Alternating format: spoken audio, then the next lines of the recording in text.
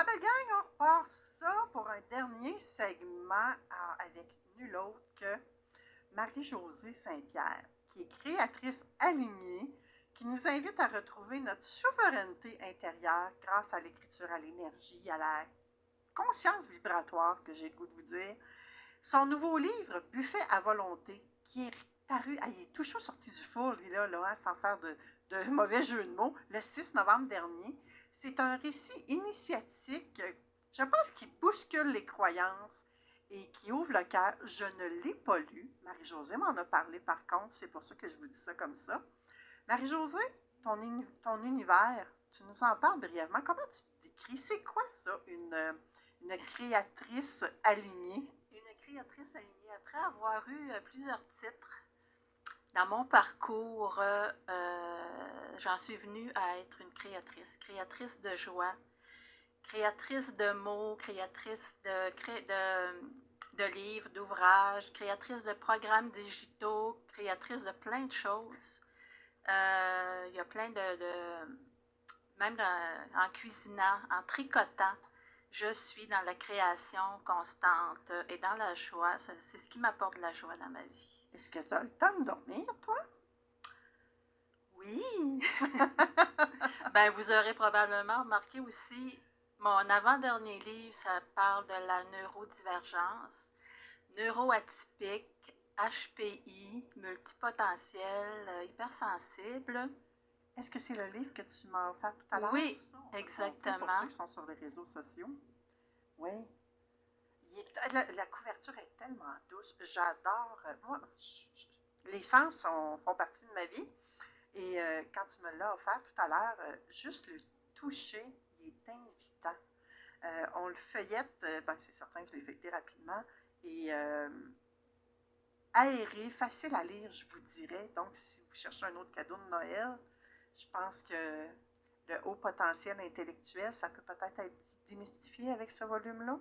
Oui, moi je dis qu'il y a beaucoup de personnes qui le sont sans le savoir, ce qui était mon cas, parce que moi j'ai pris conscience de cette condition-là là, à peu près 2 ans.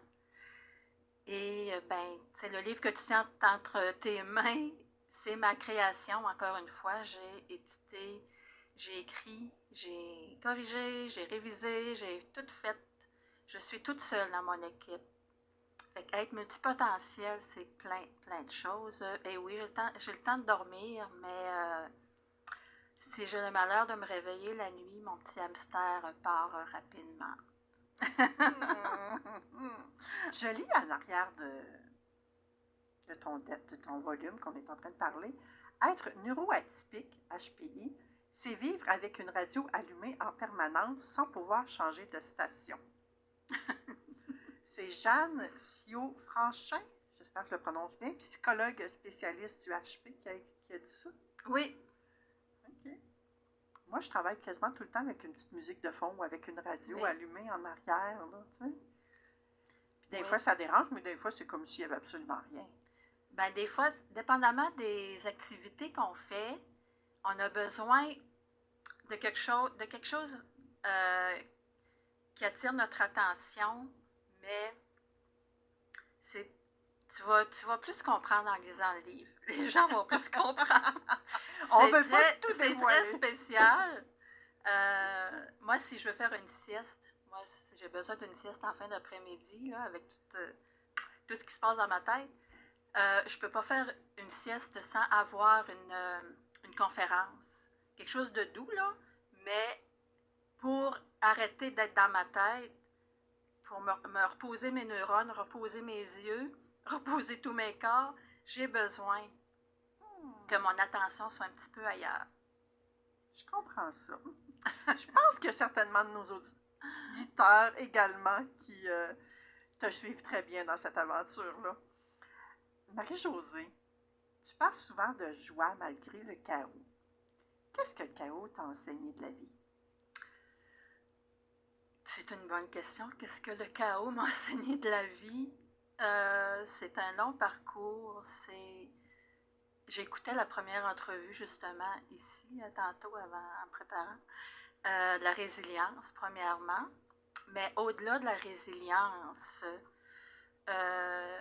moi, dans les dernières années, il y a eu beaucoup de cheminement, de prise de conscience, de réflexion. Et au-delà de la résilience, je me disais, c'est pas ça la vie, là. La vie, c'est pas tout le temps, ça peut pas être tout le temps être de la résilience, ça peut pas être tout le temps le chaos. Et j'ai demandé à avoir des réponses. Je suis beaucoup branchée à mon essence, à ma partie sage, on peut l'appeler la divinité, dépendamment des croyances. Mais j'ai demandé d'avoir des réponses parce que je me disais, la vie, ça peut pas être seulement ça, là.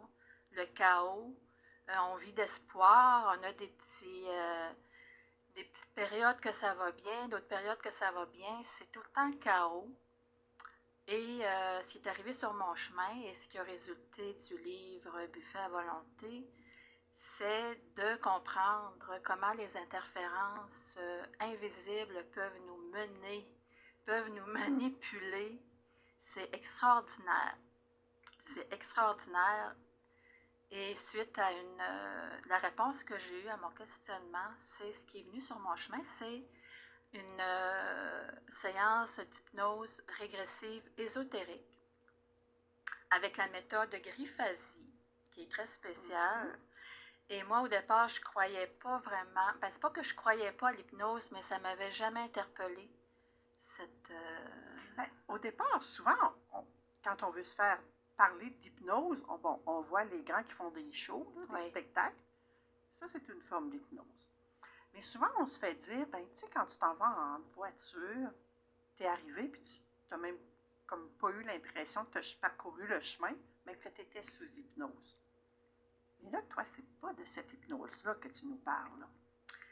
Un petit peu. Puis moi, ce que tu dis, ça m'arrive, ça fait 2 fois que ça m'arrive dernièrement, que je fais un trajet en voiture, puis pour aller, ça prend comme 15 minutes, et pour revenir, ça a pris 30 secondes. C'est spécial. Vraiment. C'est ça, la méthode Griffasie, ça se fait avec une télépathe, avec un opérateur. Si les personnes sont intéressées, ma séance est publique. Donc, si vous voulez en savoir plus et comment ça se passe. Et la télépathe va communiquer avec notre partie subliminale. On est 3 dans la séance. Il y a l'opérateur. Ce fut une séance à distance, je crois. Vous n'étiez même pas dans les mêmes pièces. Non, exactement. Les 3 personnes. Je l'ai écouté, Marie-Josée. Je ne te l'ai pas dit, mais je l'ai écouté. Oui. Et effectivement, toi, tu l'as fait avec Véronique Baudouin. Et là, je parle le nom de la télépathe. Nathalie. Oui, Nathalie. Et vous êtes là tous les 3. Toi, tu n'as pas dit un osprimo.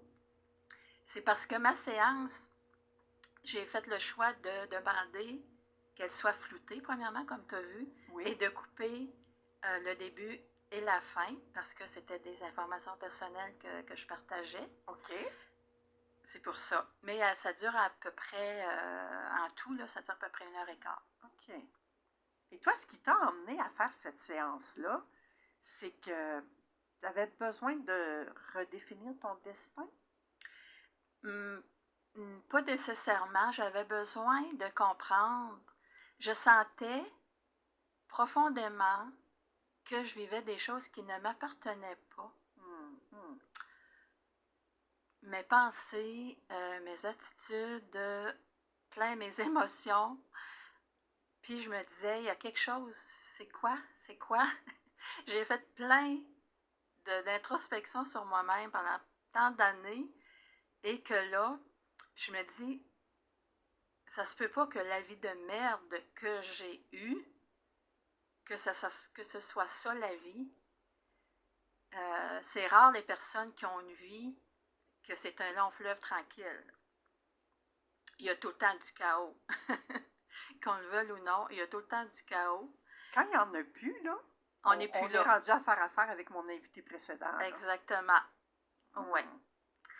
Donc, c'est ça qui est arrivé. La réponse qui m'est venue, ben, c'est une séance qui est arrivée sur mon chemin. C'est une de mes amies qui m'a partagé une séance sur la chaîne de Véronique. Il y en a beaucoup. Oui. Et Elle m'a partagé la séance de sa sœur. Puis, je me suis mis à écouter ça, puis ça a été évident.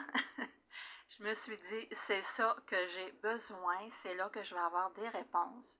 Et c'est assez dispendieux. Ben, en tout cas, moi, dans mon cas, c'était pas dans mon budget, mais tout s'est mis en œuvre, tout s'est mis en place pour que j'ai l'argent.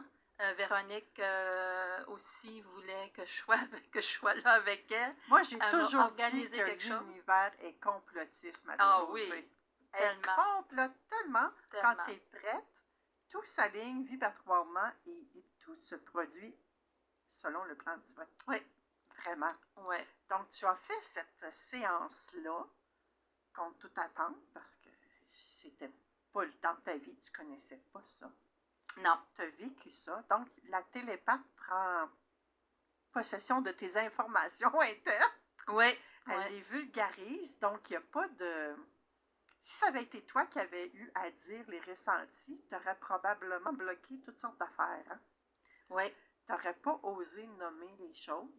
Tandis que la télépathe, elle est là justement pour les nommer. C'est une personne qui est neutre. Vous vous connaissiez avant ou pas? Pas du tout. Pas du tout.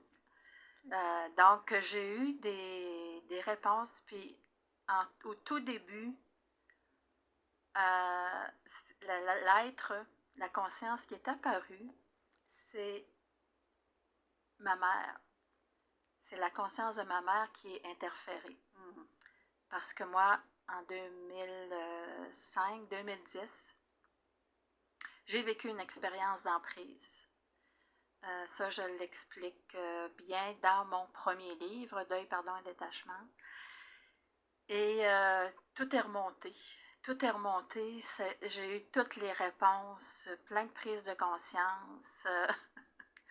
Est-ce que tu pourrais nous dire qu'est-ce que tu as découvert? Oui. Peux-tu nous nommer quelque chose de concret pour nos auditeurs, finalement? Ben, il y a beaucoup de choses. Là. Les personnes qui vont l'écouter, moi, je la réécoute, ça c'était en mai. Je la réécoute encore et je découvre des choses. Parce que la métabolisation, l'intégration, ça peut prendre des semaines, des mois, des années. Quand on a posé des gestes, quand on a fait des choix qui n'étaient pas vraiment en harmonie avec notre essence, qui étaient des interférences, la métabolisation, tout se remet en place, tout prend sa place. Donc, ça ne peut pas se faire dans une semaine, dans 2 semaines, dans 2 mois, là, parce que le système nerveux, il capoterait, comme on dit. Chacun a sa vitesse aussi, j'imagine. Exactement, oui. Plus qu'on a des résistances, plus que ça peut être long. Mais ce que je peux dire, ce qui me vient quand tu me poses la question, c'est que moi, j'avais souvent au niveau du périnée comme une force, quelque chose qui voulait sortir. Ça faisait mal, là. Ça durait quelques minutes. Puis là, je me disais, ben, c'est des mémoires que j'ai. Ma lignée de femmes a vécu de l'inceste, des agressions sexuelles. Je porte ces mémoires-là, je porte ces programmations-là. Et c'est ça, c'est ces mémoires-là qui veulent se libérer. C'était comme ça. Oui, parce que toi, tu n'es pas nouvelle dans ce domaine-là. Là. Non. Tu as de l'expérience derrière la cravate, comme on dit. Là. Donc, par cette séance d'hypnose-là, j'ai compris que j'étais interférée par des mantes, des reptiliens, reptiloïdes, et que j'étais couveuse. Je portais dans ma matrice, énergétiquement, dans mon ventre, des œufs. Et quand c'était le temps que ces œufs étaient prêts à éclore, c'était ce que je ressentais. Oh my God! Puis depuis ce temps-là, j'ai plus ressenti ça. C'est parti, c'est réglé. Ça a été transmuté. Donc, tu avais des œufs de reptiliens qui étaient dans ton corps et quand ils étaient prêts à éclore, c'est ce qui causait ta douleur. Oui. Là, juste avant qu'on aille plus loin, est-ce que tu avais consulté en médecine traditionnelle pour ces problèmes-là? Oui, puis il n'y a rien. Il n'y avait rien trouvé. Il n'y avait rien trouvé. Et là, tu dis que depuis que tu as fait cette hypnose régressive ésotérique, là, il n'y a plus de douleur. Non. Et ça, c'est depuis le mois de mai. Oui. Moi, Mais je ne ça, sais ça pas vous autres, les m'arrivait, auditeurs, mais moi, ça me traverse le corps, là. ça c'est une chose, là. Euh, Quoi d'autre? beaucoup de... Au niveau des émotions, je ressentais beaucoup de colère. Je me disais, d'où elle vient cette colère-là? Puis, c'est parce que le monde des interférences se servent de nous autres pour se nourrir en énergie. Et ils se nourrissent de nos basses énergies, donc les émotions basses, la colère, la tristesse, les peurs. Donc, quand on vit, moi, c'était beaucoup de la colère et de la tristesse. Quand on vit ces émotions-là, ben, on est un buffet à volonté pour les interférences. Et voilà le OK? titre de son dernier livre. Oui, c'est ça. Oui. Et toi, quand tu parles d'interférence, là, oui, là, tu viens de nous parler de reptiliens. Et de quoi d'autre tu nous parles également?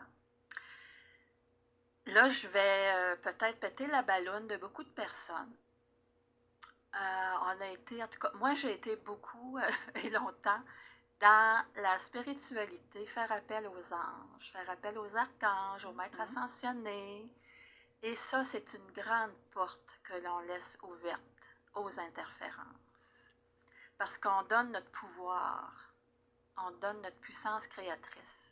Et ces êtres-là se servent de ces énergies-là pour s'en nourrir. Donc, on a toute la leçon de tout ça, c'est qu'on n'a pas à aller chercher à l'extérieur ce qu'on a à l'intérieur de soi. Parce qu'aussitôt qu'on va demander de l'aide, c'est comme si on passe une entente, un pacte, un contrat avec un être. Ben, ça peut être des êtres de l'invisible, comme je viens de les nommer, mais ça peut être des gens autour de nous qu'on donne notre pouvoir, qu'on s'en remet à eux autres, comme je sais pas, des gourous, qu'on leur fait tellement confiance qu'ils se servent de nos énergies pour s'en nourrir et nous autres, on reste en basse énergie. Tu sais, moi, j'ai été des années à être dans la fatigue extrême, là. Tu sais, le syndrome de la fatigue chronique. Et c'est dans ce moment-là que tu allais dans les archanges et tout ça? Oui. OK, donc tu étais déjà en basse vibration, Oui, donc c'est comme exactement. si, effectivement, c'est comme si tu ouvrais Oui, la valve à hey, venez me chercher, venez-vous-en, je suis Ouais. prête à vous accueillir, oui, d'où les œufs dans ton ventre. oui, Oh c'est ça. my God. Moi, je passais des nuits à écouter des vidéos de méditation d'anges et d'archanges, archange Michael et tout ça. Je passais quand je filais pas, là, comme tout le monde, ben, comme tout le monde. J'ai eu des périodes de burn-out, de dépression et tout ça, Oui. de stress post-traumatique qui a résulté à plein d'affaires. Et ma porte de sortie, c'est que je priais les anges, les archanges, j'écoutais des méditations. Tu cherchais à l'extérieur. Oui, c'est ça. Puis c'est vrai, tu as raison de nommer ces choses-là, Marie-Josée, parce que moi, j'en fais de la méditation. Ça fait des années que je médite. Et c'est l'an passé ou l'année d'avant, j'ai fait ma première expérience avec Vipassana. Et c'est là que j'ai compris que la méditation, il fallait qu'elle soit tournée vers moi. Donc, oui, tu sais, moi, Marie-Josée, quand tu mentionnes, ben, on n'a pas besoin d'aller chercher de l'aide extérieure. Parfois, je pense que c'est nécessaire d'aller chercher l'aide extérieure, mais ce n'est pas celle qu'on pense avec notre tête. C'est celle qu'on ressent avec notre cœur qu'il faut aller chercher. Oui, c'est pas raison. Les gourous, comme tu dis. Puis bien souvent, c'est pas les personnes les plus connues et les plus populaires qui vont t'aider, mais c'est ceux qui ont marché ce chemin-là que tu t'apprêtes à marcher. Oui, exactement. Parce que tu as eu besoin d'aide, tu as eu besoin d'aide de la HRE, l'hypnose régressive ésotérique. Pour toi, ça a été ta solution. Et tu dis que le travail n'est pas terminé. C'est jamais terminé. C'est jamais terminé, mais quand on fait, tu sais, pour moi, c'est un pas de géant que j'ai fait dans la compréhension de ce que je suis. Puis en même temps, les gens qui viennent vers moi, c'est ce qu'ils ont besoin d'entendre et c'est ce qu'ils ont besoin de comprendre aussi, là. Ouais. Pourquoi tu penses que certaines personnes remettent, je vais dire, leur pouvoir à l'extérieur? Pourquoi on cherche justement tout le temps à l'extérieur puis qu'on continue de se nourrir de mauvaises influences vibratoires? J'ai envie de... Ouais. C'est jusqu'à temps qu'on réalise que, comme je dis, euh, à chercher de l'aide extérieure, ça fonctionne un temps, mais on plafonne. On plafonne, puis on s'aperçoit que c'est tout le temps à recommencer. On reçoit des bonbons sucrés, on reçoit de l'espoir, du courage, pour un temps. Mais on retombe tout le temps, et là, on reçoit des bonbons amers, des bonbons sûrs, et là, on est dans des basses fréquences, et c'est là que les interférences sont là, qui attendent de se nourrir de tout ça. Il y a l'échelle du docteur Hawkins que tu dois certainement connaître, toi aussi, hein, où il parle justement des différentes vibrations et tout ça. C'est-tu... Non. Si quelqu'un vous ne connaissez pas ça, en tout cas pour moi, c'est une référence, je m'en sers régulièrement. Tu fais des accompagnements, toi aussi, Marie-Josée. On n'a pas besoin de connaître la théorie parce que, rendu à un certain niveau, même si on n'a pas de référence théorique, on sait que c'est comme ça. Et je pense que tu es rendu à cette étape-là. Tu sais que tu le sais. Oui, puis ce qui me vient de te partager, c'est que avant ça, j'avais des livres. Je lisais beaucoup. Et de plus en plus, dans les dernières années, je m'aperçois que c'est plus dans les livres que j'ai besoin d'aller chercher ce qui me fait du bien. Oh mon Dieu, Marie-Josée, mais c'est à moi que tu fais du bien, là, présentement. Et Écolivre, là, ils ont eu beaucoup de mes livres parce que j'en ai quasiment plus chez nous. C'est plus dans les livres que j'ai besoin. C'est à l'intérieur de moi, mais par des synchronicités, la vie se charge de mettre sur mon chemin qu'est-ce que j'ai besoin d'entendre, qu'est-ce que j'ai besoin de savoir. Mais, tu sais, moi, j'ai pas fait des hautes études, là. J'ai un diplôme de sténodactylo de secondaire 5, point. Mais je sais, il y a des... Tu sais, je me dis souvent, comment ça que je sais tant de choses puis j'ai pas d'instruction? Mais tout ce que je fais, tout ce que je crée, là, c'est extraordinaire, là, en toute humilité, là. Où je vais chercher tout ça, je ne sais pas, mais je sais, tout simplement. Je pense que, Marie-Josée, tu incarnes la souveraineté énergétiquement parlant, je crois, vibratoirement parlant, si les gens préfèrent ce mot-là. Je crois que tu es rendu à une étape de ta vie où tu cesses vraiment de nourrir ce qui détruit et que tu es prête à transmettre ces enseignements-là à certaines personnes. Est-ce que tu fais des accompagnements en ce sens? Oui, je fais des accompagnements en ce sens. Cependant, c'est pas présentement, c'est pas tout le monde qui a cette vision-là, cette ouverture-là. J'en suis consciente. C'est pour ça que l'écriture de buffet à volonté,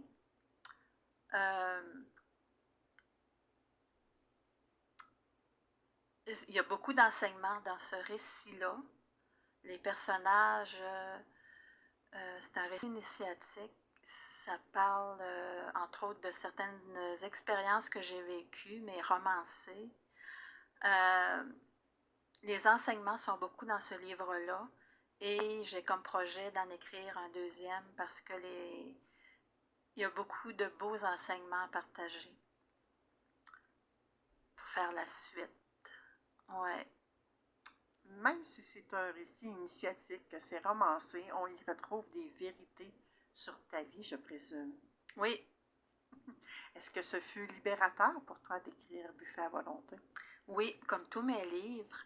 Et je te dirais que quand j'ai débuté l'écriture, tu sais, en étant HPI, moi, il faut tout le temps que j'ai un projet en marche, ou deux ou trois. Et c'est un projet que, au début, je me disais, tu sais, j'ai publié Mon cerveau est à part en juin 2025 à ma fête. Et je me disais, le prochain, ben, je vais prendre un an aussi, 9 mois, pour le temps d'une gestation, pour le peaufiner, je me disais, je vais publier aussi en juin 2026. Mais un matin, je me suis réveillée et ça m'a dit non. Non, tu le publies là, là. Tu le publies là. Et dans le processus, je m'étais dit, je vais demander une reviseuse, mais ça me disait non.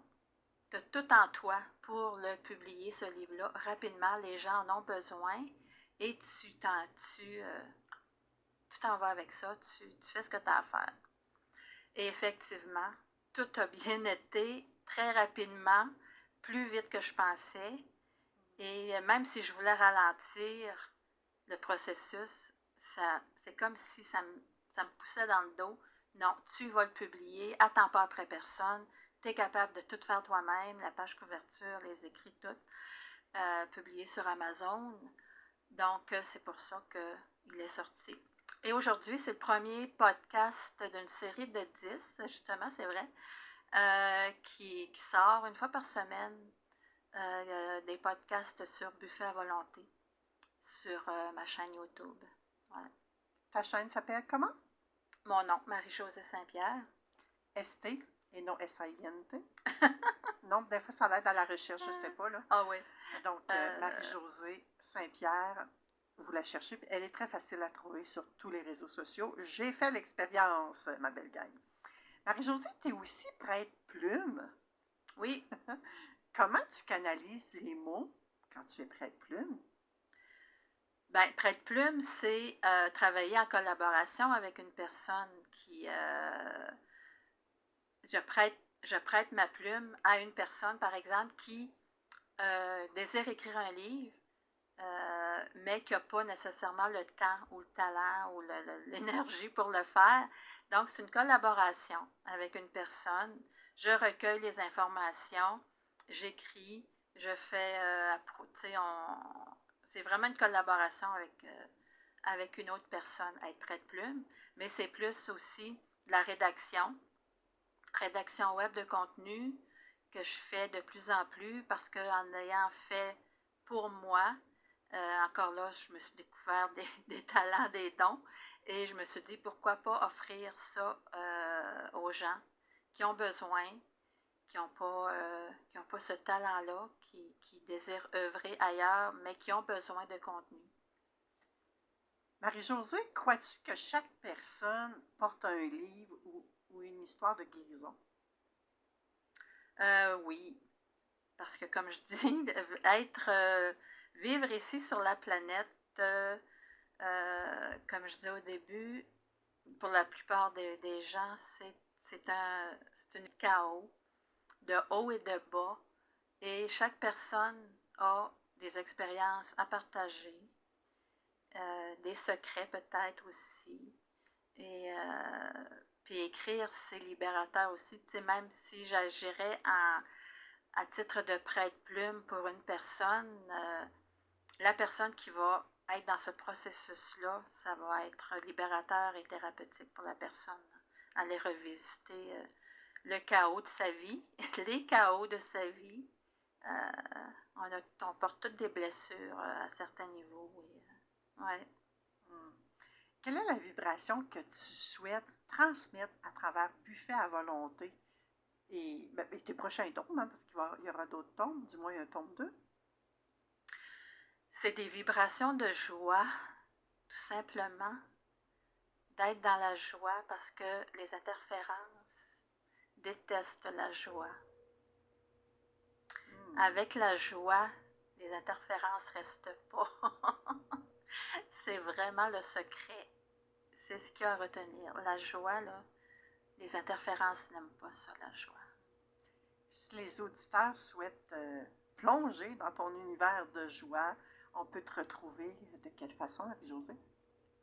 Dans tous les réseaux sociaux, comme tu le disais tantôt, Marie-Josée Saint-Pierre, dans mon Facebook, par exemple, il n'y a pas de trait d'union dans mes noms. prénom et nom. Et pour mon livre, pour mes livres, dans Amazon, dans la section livres, buffet à volonté, vous allez avoir ce livre-là. Il est disponible en format papier et aussi en e-book, en Kindle. Et si vous allez dans la section dans ma section auteur, vous avez aussi toutes mes autres publications.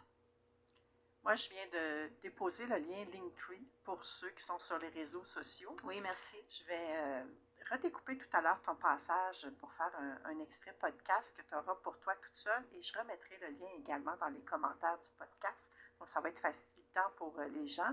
Merci Marie-Josée pour ta présence, ta transparence également. Et j'invite les gens à se procurer Buffet à volonté, à se libérer de toutes ces interférences-là. Ça peut être un beau cadeau de Noël également, d'acheter un de tes bouquins ou une de tes créations. Tu parlais de tricotage tout à l'heure, peut-être Oui. que tu vends ces créations-là également. Oui. Ça peut être des beaux cadeaux de Noël qui sont Ah oui, pour la tellement. période des fêtes qui s'en viennent. Merci infiniment de ton passage avant le très cher. Merci à toi, Manon. Ça fait un plaisir de te recevoir, ma chère.